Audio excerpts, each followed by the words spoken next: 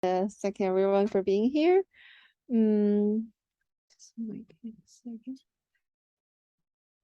Yeah. So as said in the introduction, I'm a postdoc studying earthquakes in California.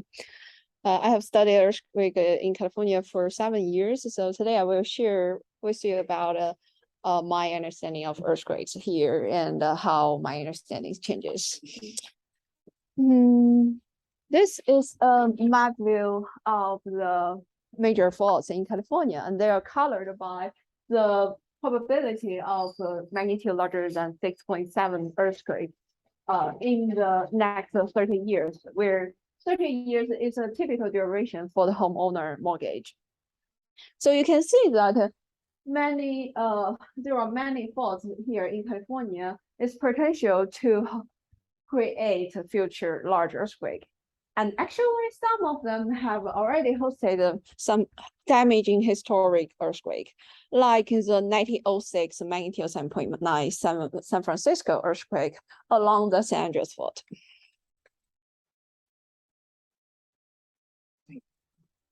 Yeah. So these major earthquakes are rare, but they're really destructive. Here shows the photo taken in the Ferry Building and the California Street in San Francisco right after the 1906 magnitude 7.9 San Francisco earthquake, and what they look like in 2006. This huge damage motivates us to think about what causes earthquakes to happen. So actually, many people have tried to answer this question. So we will talk about this question from the very beginning, like in the ancient time. Like people in different regions around the world have different explanation about this question, what causes earthquakes. People in British Columbia think that it's caused by the fight between bird and whale. And Aristotle proposed that earthquakes are caused by the underground gas explosion. Japanese people think that there's a giant catfish beneath the continent and cause the shaking of Japan. And the people in India think it's caused by the Naga, which is half human, half serpent beings. And in New Zealand, the people think earthquakes are caused by volcano god because the volcano and the earthquakes always occur together. However, there was never a clear dividing line in the ancient world between the religion and the observation of nature. They simply have imagined how it happens based on the observation. But we are scientists, we approach this question in a more critical way. Right after the 1906 San Francisco earthquake, the geophysicist Harry Fielding-Reid, he measured the offset along the San Andreas Fault after the San Francisco earthquake and observed a 3-meter offset across the fault after the earthquake. And on the right side, you can see there's a 3-meter offset along this fence. So based on this observation, he proposed a theory to explain the occurrence of earthquakes, which is a famous elastic rebound theory. And in this theory, the earthquake is caused by an abrupt release of the energy that is accumulated in the crust, and which will cause offset on either side of the fault. So initially, there's no stress accumulated in the crust, but because of the deformation, it will cause the energy accumulated in the crust. And once the crust cannot sustain this energy, it will suddenly have an earthquake rupture and release this energy by the displacement on either side of the fault. And after the rupture, yeah, you will see that it is a limited energy retained in the crust.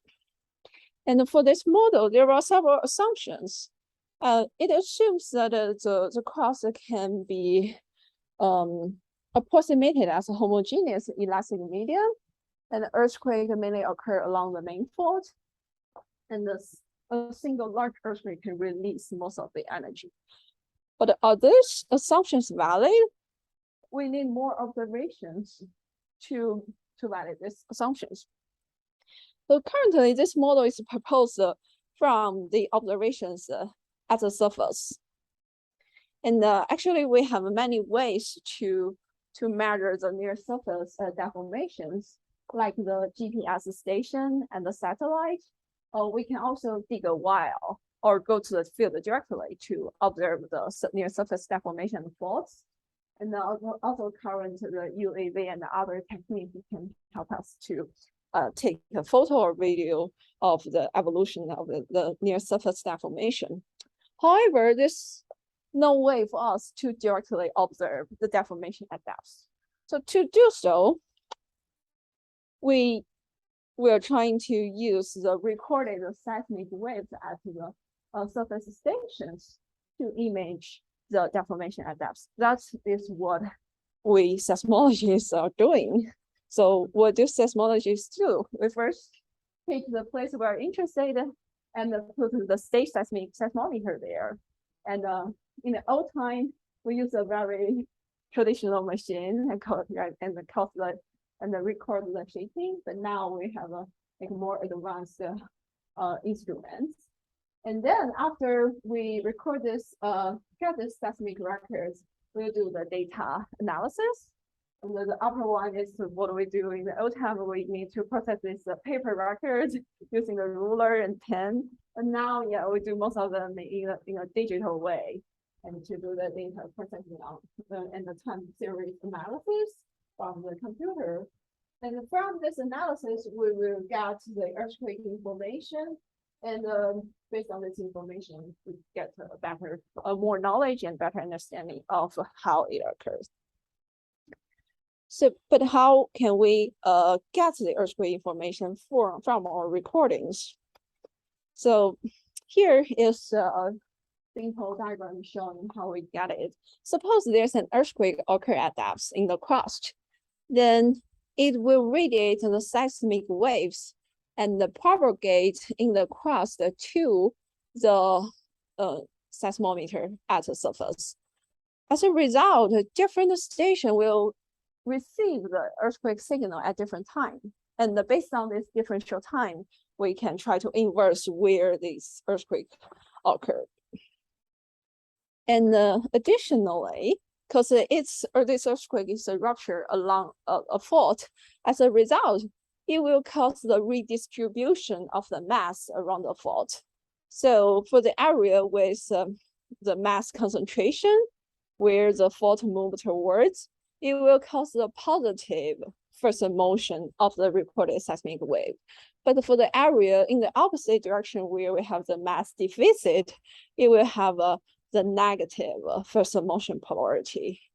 And based on the first motion of the recorded seismic waveform, we can inverse this radiation pattern and get an idea about the fault orientation and the slip direction. Yeah. So, and also there are many other features from earthquake waveforms that we can try to explore from. Question? Is that actually how it travels? Yeah, because that's a good question, because the crust is not a homogeneous medium. It has a varying velocity, so that the travel path is curved because it has some refraction. So this is like the first signal in this path. This is the fastest way to go. Yes, because like in the deeper area, because of the high overburden pressure, it is as a faster velocity. The density is higher. As a result, you can see this curve tends to travel longer time or longer distance in the deeper region compared with the shallow part. Yeah, but the shallow part is like a free surface. As a result, the velocity is very low. So, yeah. So, yeah, benefiting from this. Benefiting from the recorded seismic waves at the surface, we got many more observations of what happened at depths. So, and then let's look at it, what we can find from here. The left side shows the fault lines, the map, the surface of fault traces in California. And the right side shows the distribution of small earthquakes we recorded and solved at depths. And then here, each dot shows the location of a small earthquake, and they are covered by the depths. So you can definitely see that many of the earthquakes, they didn't occur along the main fault. Instead, they are widely distributed across the crust, which is different from what we thought before, and also different from what is expected from the elastic rebound theory. Especially for the recent 2019 magnitude 7.1 Ridgecrest earthquake, where you can see that it's located in the region where we don't have a large, long like main faults. Instead, it's a collection of many complex faults. And although it's located about 150 kilometers from the populated Los Angeles area, but it still caused overall damage estimated in excess of $5.3 billion. So yeah, so we can imagine that what if there's a magnitude 7 earthquake close to the Los Angeles area or the Bay Area, it will cause a huge damage. And the red side shows the cracked Highway 178 caused by this major earthquake rupture. So today we will look at this earthquake into more detail. This is the distribution of these earthquake sequences. And it has several major features. First, it's ruptured previously unknown major faults. And the second, it started with a magnitude 6.4 earthquake 34 hours before magnitude 7.1 earthquake. And it caused a broad aftershock zone with the full zone, with the aftershock zone was about 20 kilometers. As a result, it totally contradicts to what we expected from the elastic rebound theory, that we expected it's occurred along the major faults, and also for our seismic hazard assessment, we based on the known faults to do the seismic hazard assessment. But if we don't have any known major faults, how come we know that there will be a large earthquake here? Is there any signal that we can use to help us to know that, okay, it shows the preparation stage of the generation of large earthquake? And the second question is why we have two large earthquakes in such kind of short time? Why not only a single rupture that can release most of the energy? And the third thing is why not a single, like a very narrow offset along the single fault? Instead, it's kind of a volumetric rupture process in a broad aftershock zone. So we'll try to look at these questions using the earthquake properties in different time periods.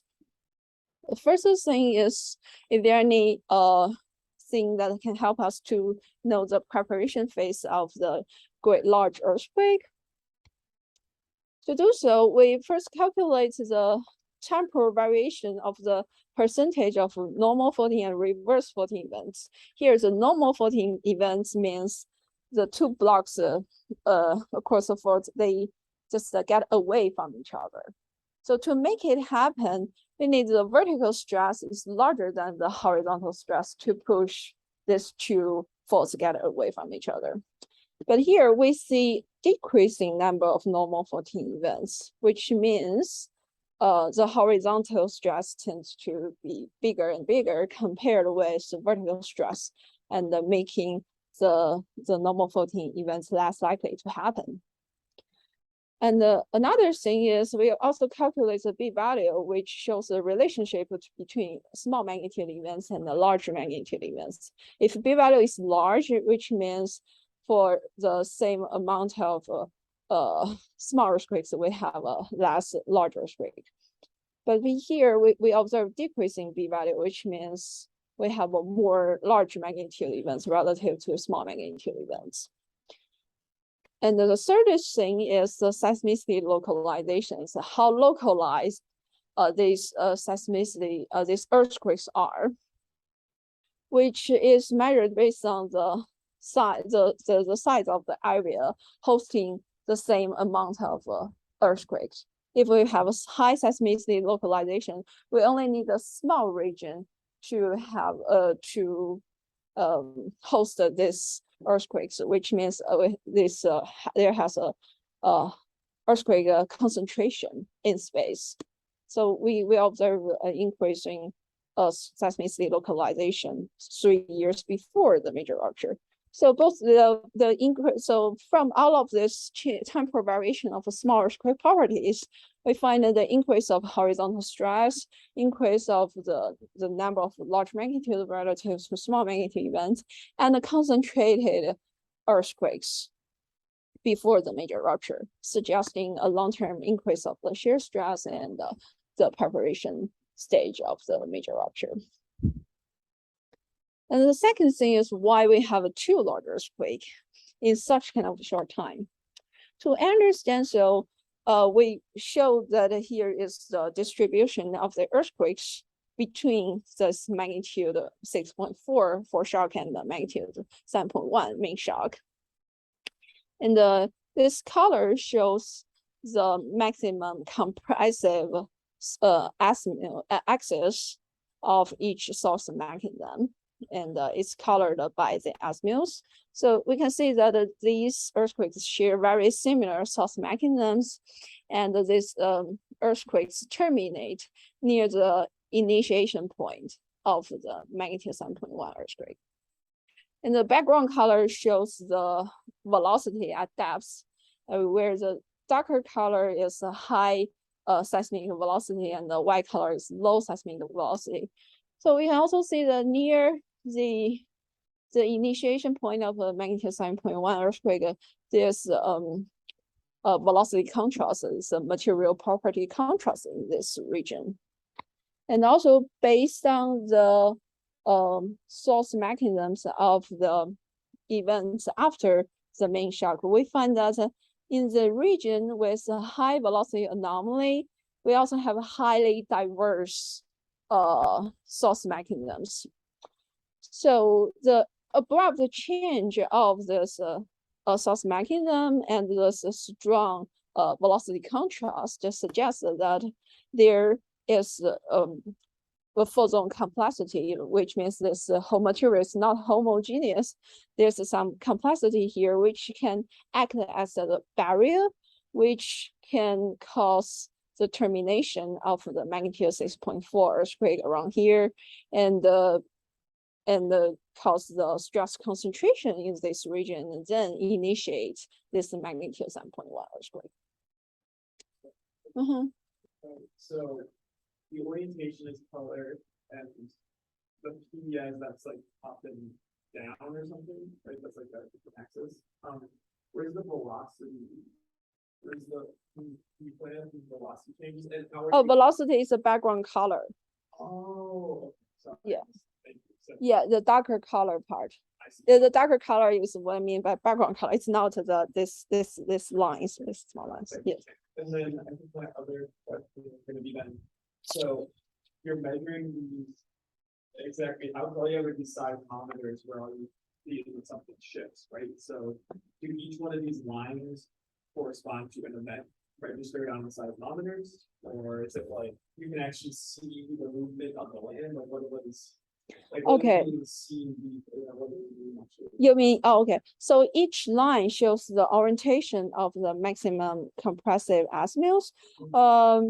We don't really see any like permanent deformation, but instead it's a like elastic wave we receive from the station.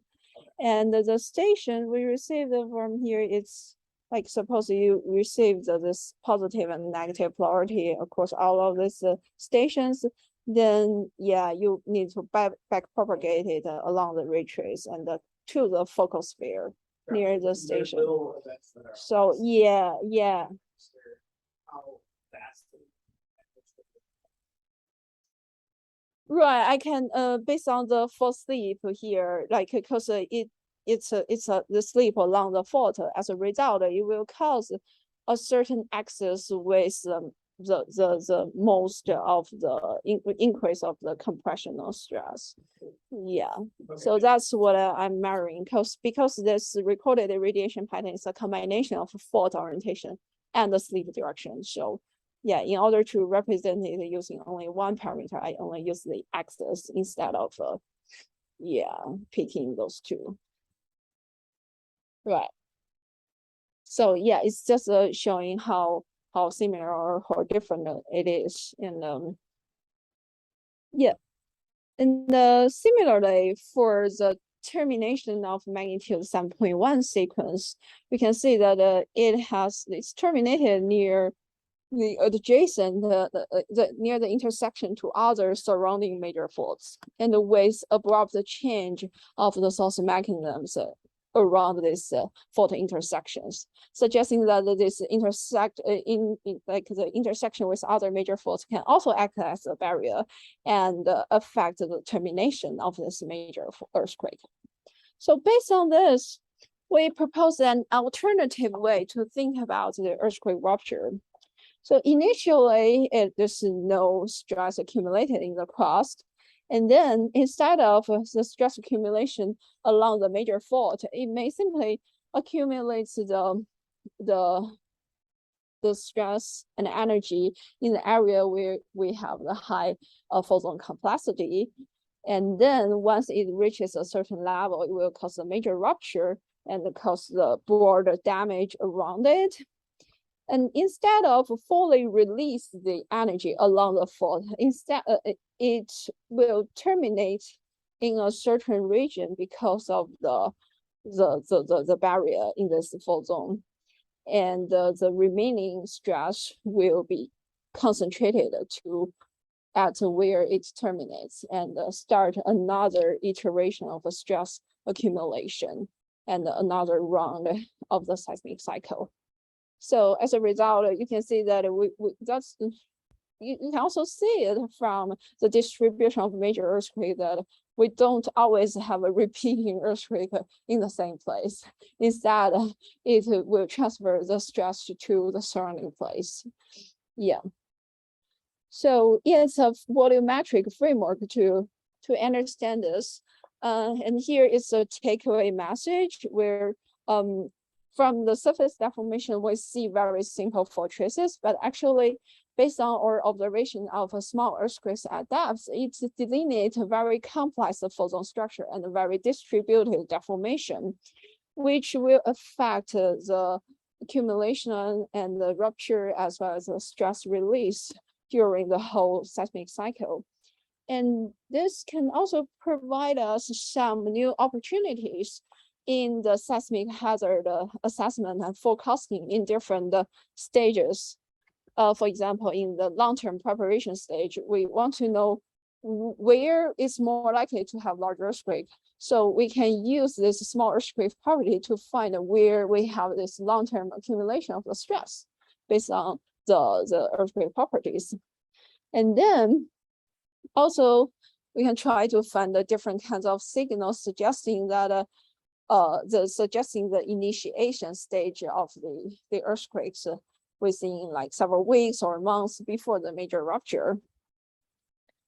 And after that, once there's an earthquake, large earthquake, we also want to know how much ground motion, how much damage it can cause.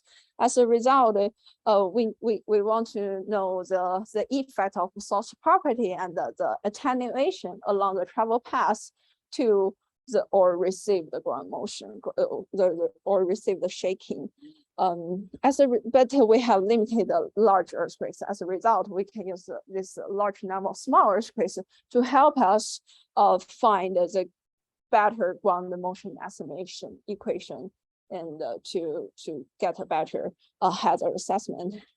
And the third thing, the fourth thing is after a major earthquake, we also want to know okay, there's a large earthquake occurred. There might be some area with increasing hazard probability. Shall I avoid some area with increasing probability? So we need to know like which part is more likely to have a future damaging aftershocks. To do so, we can try to solve the property of the major rupture. And also based on the small earthquakes to know the property, crustal properties, and combine these two to see whether this major rupture tends to enhance the stress accumulation in the certain location or not. And based on which we can get a better estimation about where it's more likely to have aftershocks and where it's not. And yeah, and all of these strategies can potentially to be improved using small earthquake properties, and can be applied to the major ruptures in California. The right side of this 5 triangle shows the location where we have many major earthquakes that occurred in the past decades in California.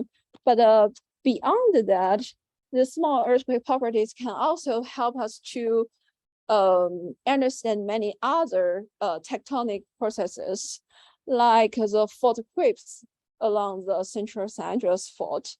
And for the Bay Area, although there's no many major earthquakes in the Bay Area, but even some moderate magnitude local earthquake can cause a considerable damage in the Bay Area. So we also want to know how to better forecast and assess the seismic hazard for the moderate magnitude earthquakes in the Bay Area.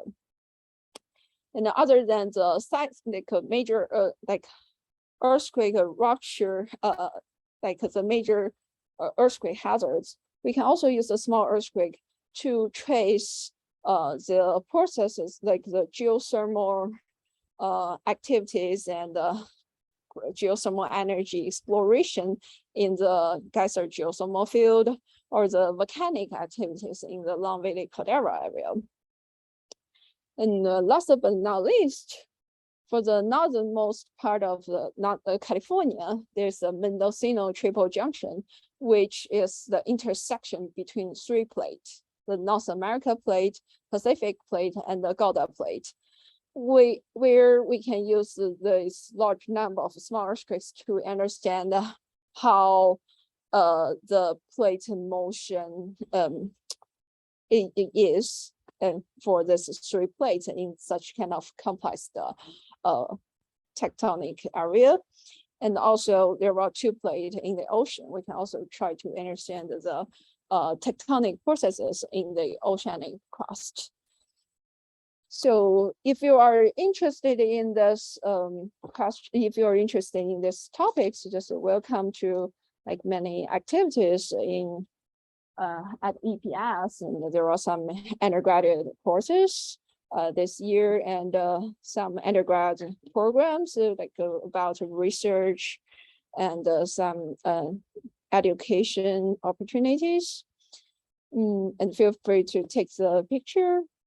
And beyond that, if you want to find a future opportunity after graduation, there's many internships in different institutes.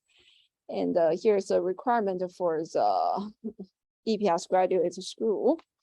And after the graduate school, like you may also wonder like what kind of job I can find in seismology. It's extremely multidisciplinary.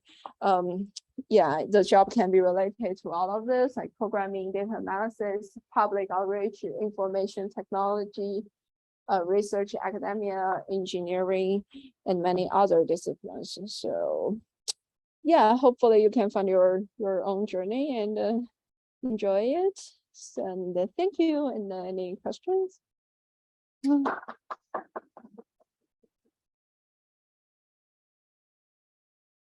Is anything in the chat?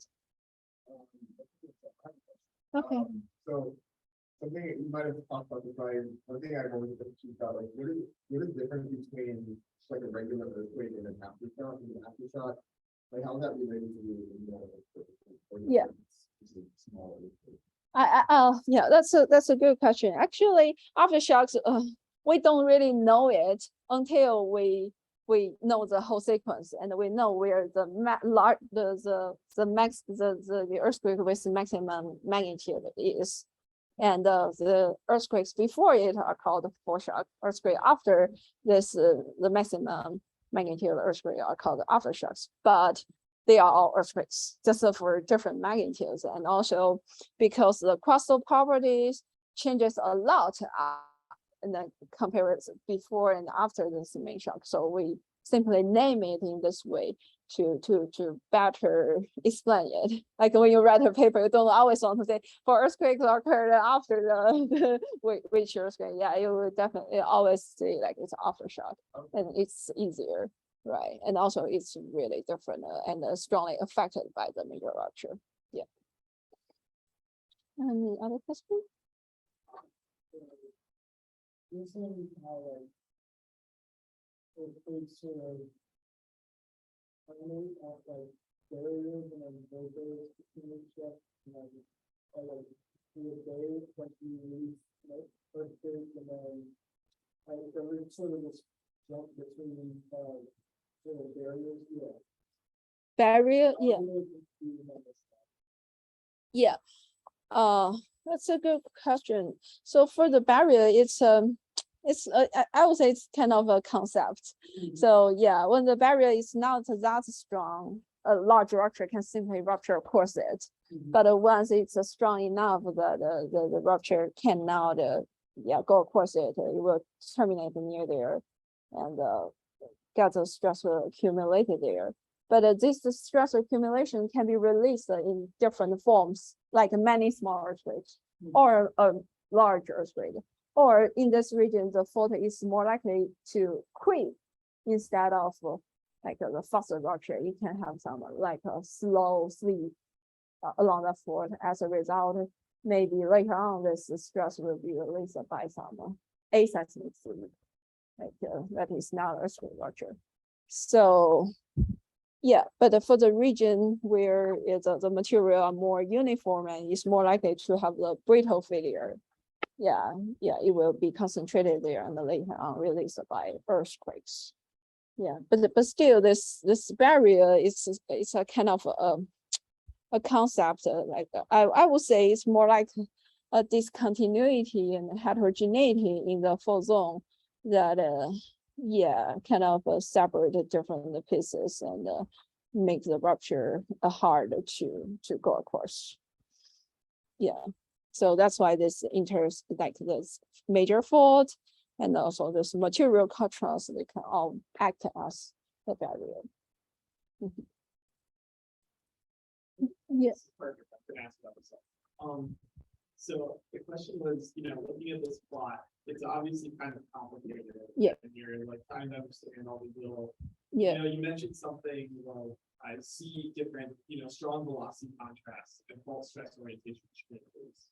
Mm-hmm. Do you have a more rigorous, you can see it in your Yes.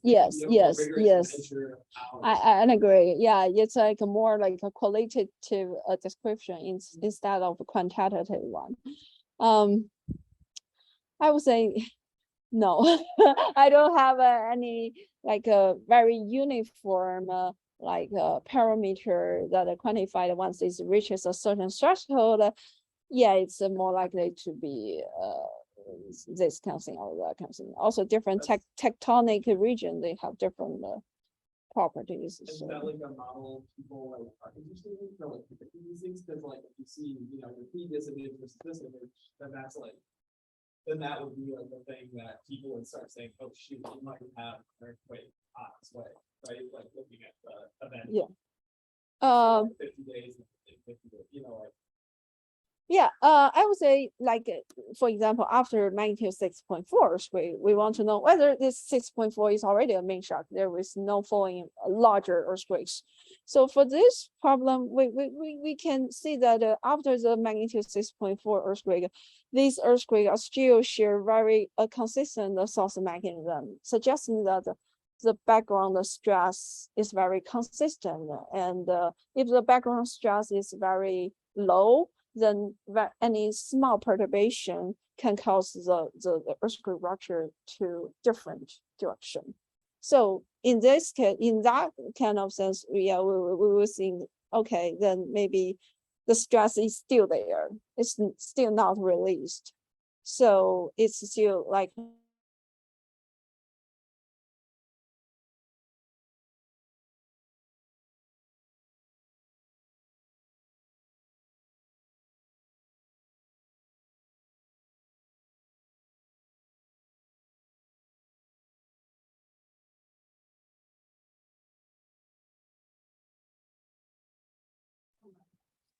At least with that.